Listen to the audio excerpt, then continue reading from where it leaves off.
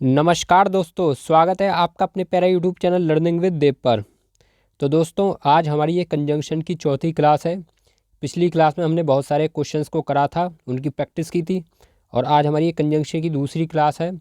और अगर मैं आपको आज एक इन्फॉर्मेशन दूँ तो ये आज हमारी अंतिम क्लास है कंजंक्शन की। ठीक है, ये अंतिम क्लास है, लेकिन अभी इसमें 2 से 3 रूल मुझे और कराने हैं। वो मैं अगली क्लास में आपको करा के ख़त्म कर दूँगा इस चैप्टर को। और फिर हमारा नया टॉपिक अगली क्लास से शुरू हो जाएगा। तो आइए फ्रेंड्स, शुरू करते हैं। और आज का हमारा पहला क्वेश्चन है, no sooner the train arrived then the crowd rushed towards the compartment to greet their leader who was travelling by the train. तो फ्रेंड्स, मैंने आपको इसका रूल बता चुका हूँ कि जब भी कभी आपके सेंटेंस में नो सूनर दिया हो तो हमेशा जो कंजंक्शन होगा वो देन का प्रयोग होगा। लेकिन यहाँ तक हमारा क्वेश्चन पूरी तरह सही नहीं है, क्योंकि अभी हमें इसका इन्वर्जन चेक करना है। इन्वर्जन का मैं रूल आपको बता चुका हूँ कि जब भी किसी सेंटेंस में आपको नो सूनर दिया हो, ठीक है, तो उसका इन्वर्जन क्या होगा, उसके बाद में आएगी ऑक्सिलरी वर्ब। ठीक है, ऑक्सिलरी वर्ब यानी कि हेल्पिंग वर्ब आएगी या मॉडल वर्ब आएगी। फिर क्या आएगा, फिर आएगा उसका सब्जेक्ट।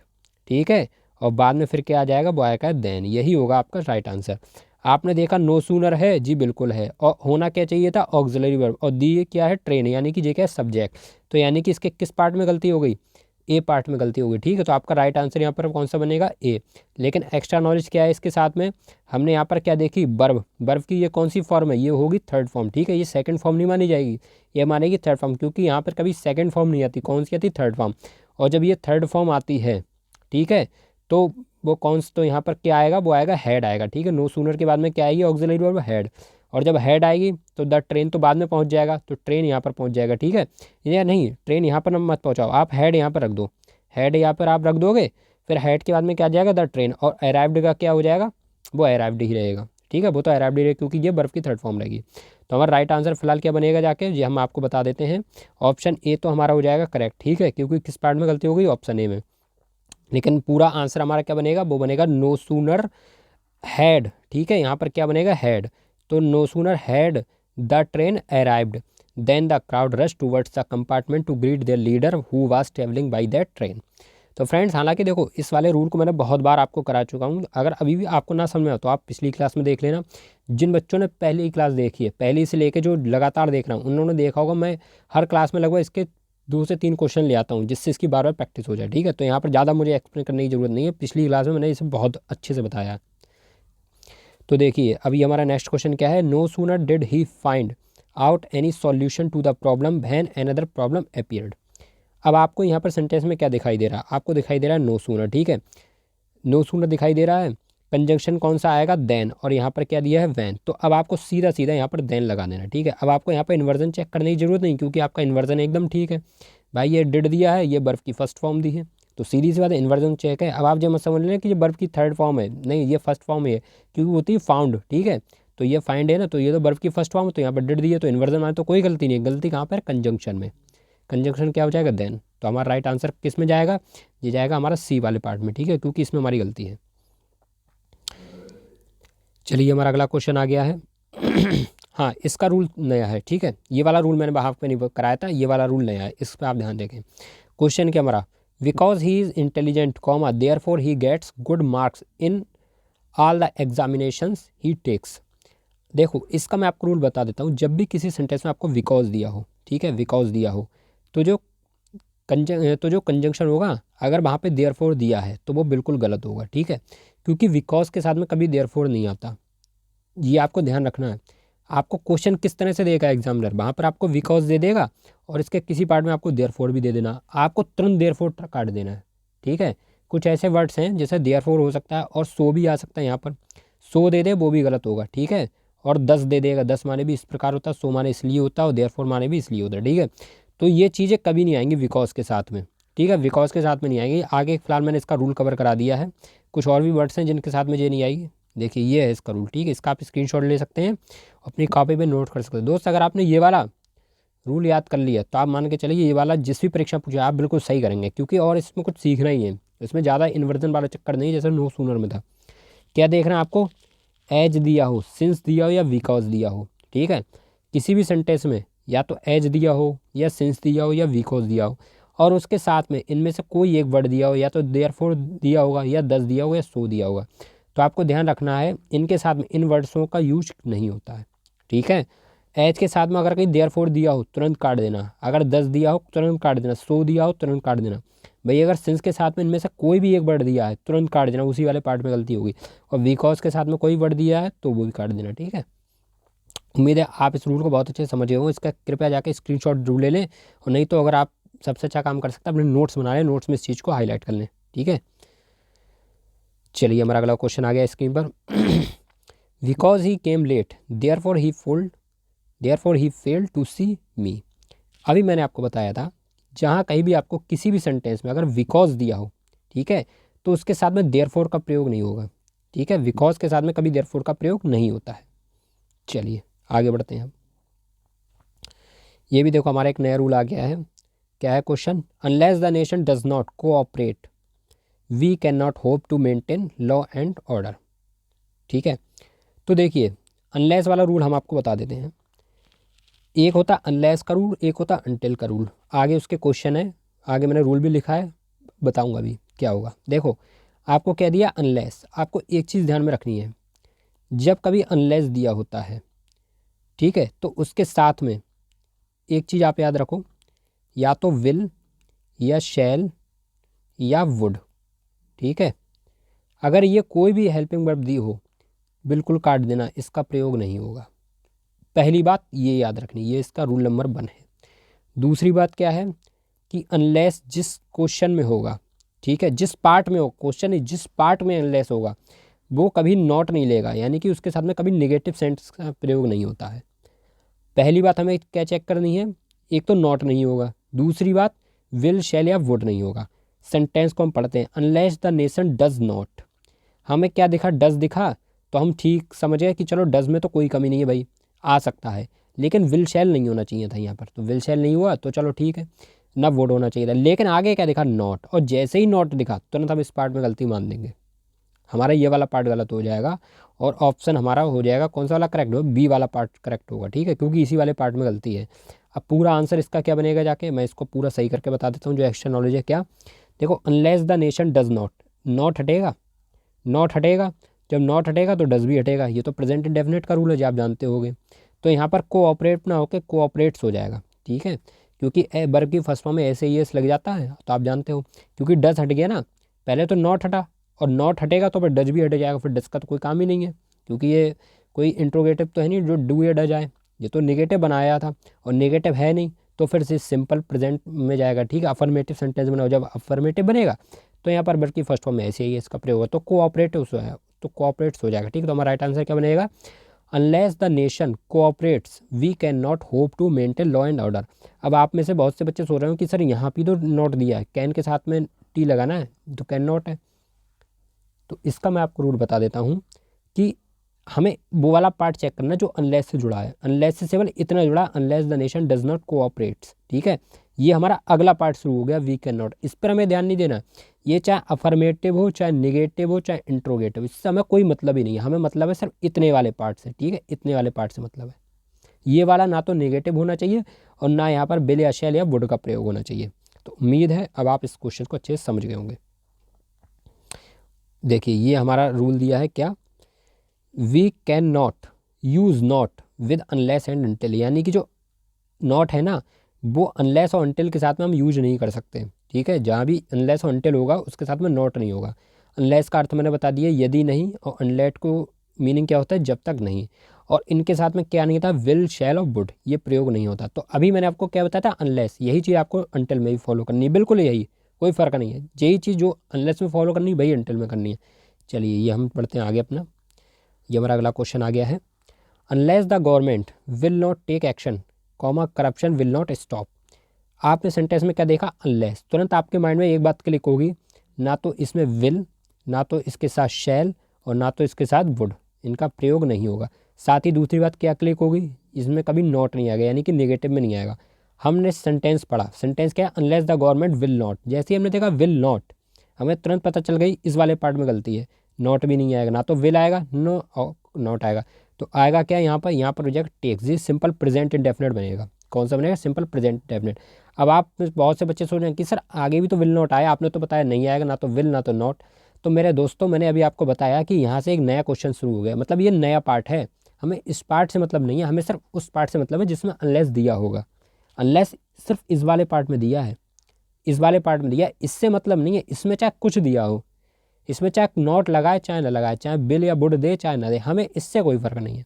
हमें फ़र्क है सिर्फ अनलेस वाले पार्ट से। अनलेस वाला पार्ट सिर्फ यहीं तक तो था, इसमें हम देखेंगे कि ना तो नॉट आया हो और ना विल शैल वुड में से कोई आया हो।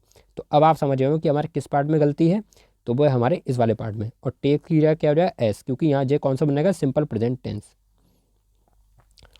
देखिए फ्रेंड्स, इसको मैंने अच्छे से एक्सप्लेन कर दिया, अब तो आप समझ गए होंगे। अब ये वाला क्वेश्चन अपने आप बनाने की प्रैक्टिस कीजिए। क्या है हमारा question, unless he does not apologise he should not be excused. अब देखो पहली बात हमने क्या चेक करी, will not shall will shall should कुछ नहीं होगा, बिल्कुल सही है, नहीं होगा। लेकिन दूसरी बात यहाँ पर क्या आई, नॉट। और हम जानते हैं कि अनलेस के साथ में नॉट तो आता नहीं है, तो जब नॉट नहीं आएगा तो डज भी नहीं आएगा, और जब डज नहीं हो जाए तो ये क्या हो गई, अपोलोगाइजेस, यहाँ पर एस जुड़ जाएगा। तो हमारे किस वाले पार्ट में गलती हुई, वो हमारे पार्ट हुई बी वाले पार्ट में, ठीक है। चलिए यहाँ से हमारा अब अगला क्वेश्चन शुरू हो चुका है, ये है अंटिल वाला, ठीक है। इसमें भी देखो वही रूल लगाने जो इसमें बताने हैं वही बनाने हैं। क्या रूल है इसमें, क्वेश्चन पहले हम पढ़ेंगे, until he does not solve the problem comma I will stay with him. अब हमने क्या देखा सेंटेंस में, क्या दिया भाई, अंटिल। अंटिल दिया है, आगे पढ़ा डज, कोई फ़र्क नहीं पड़ रहा है, डज हो कोई फ़र्क नहीं, विल शैल शुड तो नहीं है, विल शैल या वुड तो नहीं है, ठीक है। लेकिन हमने क्या देखा, नॉट। जैसे ही नॉट आया हमने सोचा अरे यार यहाँ पे तो डज भी नहीं आएगा, और इसी वाले पार्ट में गलती हो गई, ठीक है। पेपर में आपको इतना नहीं सोचना है कि यहाँ पे बिल आएगा, सेल आएगा, वुड आएगा, शुड, वो तो आप नॉट देख के आप समझ जाओगे, या बिल या सेल देख के आप समझ पाओगे कि किस पार्ट में गलती है। ये तो मैं थोड़ा आपको एक्स्ट्रा बता रहा हूँ कि जिससे आपको पता तो चले कि यार गलती है तो है क्या। ये थोड़ी कि मैं सब यही बता दूं कि नहीं इसी वाले पार्ट को क्लिक करके निकल जाओ, ऐसा नहीं है। क्वेश्चन क्वेश्चन तो आपको सिंपल सा देगा, आपको वहाँ पे तो सिर्फ टिक मारना है। आपको पता है यार नॉट नहीं आएगा, मारो टिक, बिल नहीं आएगा, मारो टिक, वहाँ पर तो आपको इतना सोचना है। लेकिन यहाँ पर एक्स्ट्रा नॉलेज है ना ये आपके लिए, ये आपको पता होना चाहिए। तो नॉट नहीं आएगा ना, यानी कि जो नेगेटिव सेंटेंस तो बनेगा नहीं, तो बनेगा क्या, अफर्मेटिव। अफर्मेटिव में डज तो आता नहीं है, तो क्या हो जाएगा, बर्फ की फर्स्ट फॉर्म में एस लग जाएगा, तो सॉल्व हो जाएगा। तो हमारा राइट आंसर क्या हुआ, until he solves the problem comma I will stay with him. चलिए नेक्स्ट क्वेश्चन तक बढ़ते हैं। हमारा अगला क्वेश्चन आ गया है, until the train will not get the signal it will not run. Sentence में हमें क्या दिखा, अंटिल, कोई बात नहीं, हमने आगे पढ़ा, आगे क्या दिया, विल नॉट, सीधा सीधा गलत हो गया, मालूम है विल नॉट तो आएगा नहीं, आएगा क्या, देखो नॉट नहीं आएगा और बिल नहीं आएगा, तो बनेगा क्या, सिंपल प्रेजेंट टेंस। और प्रेजेंट टेंस में जब सिंपल बना अफर्मेटिव वाला तो क्या हो जाएगा, गेट्स हो जाएगा। तो हमारा राइट आंसर क्या हो जाएगा, until the train gets the signal it will not run. अब यहाँ पर हमें विल नॉट से कोई मतलब नहीं है, ठीक है। इसको मत मान देना कि ये अरे सर यहाँ पे भी तो दिया है इस वाले पार्ट में गलती, इससे हमें कोई मतलब नहीं है, ठीक है।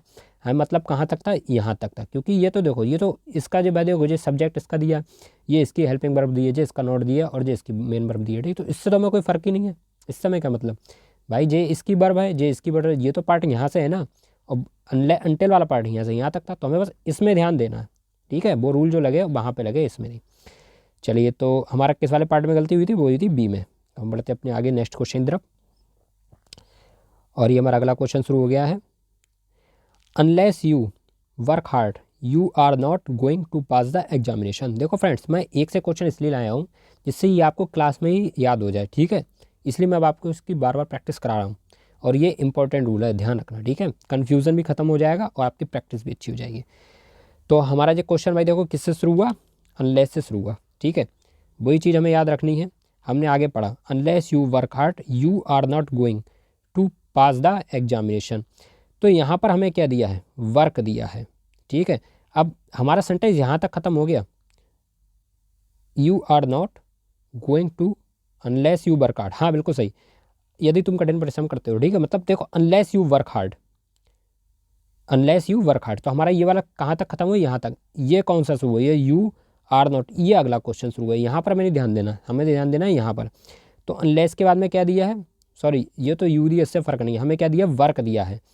ना तो यहाँ पर हमें दिया है विल, और ना तो यहाँ पर दिया है नॉट, ना तो बिल दिया है ना तो नॉट दिया है। तो इस वाले पार्ट में हमारी कोई गलती नहीं है, ठीक है। ना तो विल दिया है ना तो नॉट दिया है, हमें क्या दिया है, बर्फ़ की फर्स्ट फॉर्म दी है। ऐसे आई एस क्यों नहीं लगा के दिया, क्योंकि यहाँ पर सब्जेक्ट क्या था यू, यू के साथ में ऐसे आई एस तो आता नहीं है। तो ओवरऑल मिला के ये वाला क्वेश्चन हमारा जाएगा नो एरर की तरफ, ठीक है, ये हमारा होगा नो एरर, क्योंकि इस पार्ट में हमारे कोई गलती नहीं है। देखो ना, अनलेस दिया है, हमें क्या चेक करना था, कहीं नोट तो नहीं दिया, नहीं दिया है, विल या शेल तो नहीं दिया, नहीं दिया है, तो ये तो हमारा सिंपल प्रेजेंट ही तो दिया, वर्क हार्ड। अब आप सोचे कि सर वर्क हार्ड क्यों नहीं है, तो यहाँ पर भाई सब्जेक्ट यू दिया तो हो ही नहीं सकता, तो इसमें हमारा नो एरर जाएगा, ठीक है। अब देखिए हमारा अगला क्वेश्चन शुरू हो गया है। Even though Banna had lots of boy friends yet she was always rather afraid of man, ठीक है। तो इसका रूल क्या होता है ये मैं आपको आगे बता दे रहा हूँ। इवन दो, देखो ये दिया है इवन दो वर्ड से याद कर लेना, एक इवन दो और एक इवन इफ़, ठीक है, एक इवन दो एक इवन इफ़। इसके साथ में कौन सा कंजंक्शन आएगा, बट। अगर आपको कहीं यट वर्ड दिया हो तुरंत काट देना, ठीक है, तुरंत काट देना, कौन सा कंजंक्शन प्रयोग होगा, बट। चलिए क्वेश्चन इधर बढ़ते हैं, क्या पर दिया है भाई, even though Vandana had lots of boy friends yet she was always rather afraid of man.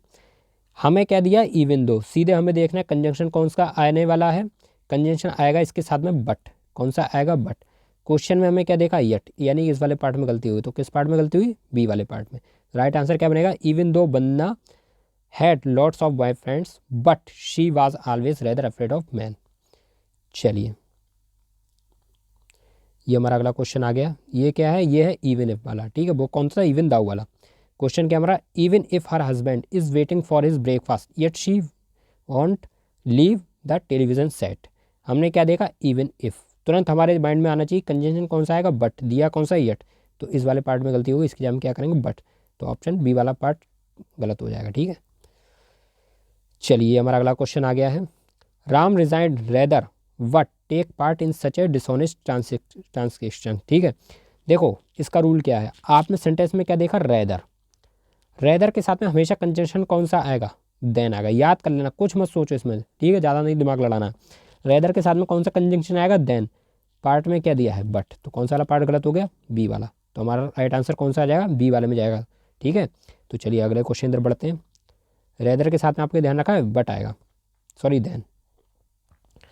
चलिए हमारा अगला क्वेश्चन है, Joseph is not only involve in organisation seminars and conferences but also in conducting adult literacy programmes. देखो मैंने आपको not only but also वाले जाने कितने क्वेश्चन करा दिए, ठीक है, पिछली क्लास देख लो, सब क्लियर हो जाएगा। इसमें आपको प्रैक्टिस कराऊँ क्या क्या है, यहाँ पर क्वेश्चन नॉट ओनली दिया है, नॉट ओनली के साथ मैंने आपको रूल कराया था कि नॉट ओनली का कंजंक्शन कौन सा होता है, बट आल्सो। लेकिन यहाँ तक ही क्वेश्चन सही नहीं है, इसके आगे भी हमें देखना है, क्या, हम ये देखना है कि बट आल्सो के बाद में क्या दिया है, बट आल्सो के बाद में दिया इन, बट आल्सो के बाद में दिया इन, और उसके बाद में हमारा आगे वाला क्वेश्चन शुरू हो रहा है। देखो ये बर्फ की फर्स्ट फॉर्म में क्या लगा, आईएनजी लगा, कंडक्टिंग। तो अब हमें देखना है कि नॉट ओनली के बाद में भी हमारा इन आना चाहिए था। देखो इनसे पहले क्या है, बट आल्सो, तो पहले पार्ट में जहाँ पर इन है उससे पहले क्या होना चाहिए, नॉट ओनली, और दिया क्या है, इन्वॉल्व, तो यानी कि ये वाला पार्ट गलत हो जाएगा। अब एक्स्ट्रा नॉलेज क्या है कि ये आएगा कहाँ पर, ये भी तो पता होना चाहिए किसी प्लेस कहाँ पर है, तो वो कहाँ पर बनेगी, तो बनेगी जोसेफ इज़ इन्वॉल्व्ड, ठीक है, जोसेफ के बाद में क्या आएगा, इज इन्वॉल्व्ड, फिर नॉट ओनली इधर कूद के जाएगा, क्योंकि यहाँ पर इनसे पहले है ना बट आल्सो, तो नॉट ओनली भी इन से ही पहले आएगा, ठीक है। तो हमारा राइट आंसर क्या बनेगा, Joseph is involved not only in organising seminars and conferences but also in conducting adult literacy programmes. चलिए ये हमारा अगला क्वेश्चन है, और ये वाला क्वेश्चन देखो मैं आपको पिछली क्लास में बता चुका हूँ, ठीक है। क्वेश्चन क्या हमारा, the criminal had hardly put the precious thing in his bag then the landlord got up. तो इस वाले क्वेश्चन का आंसर आप कमेंट बॉक्स में देंगे, आपको बताना हो कि हार्डली के साथ में कौन सा कंजक्शन आता है। तो फ्रेंड्स इसी के साथ हमारी वीडियो कंप्लीट होती है, और मिलते हैं हम अगले नेक्स्ट वीडियो में, तब तक के लिए नमस्कार, जय हिंद, वंदे मातरम।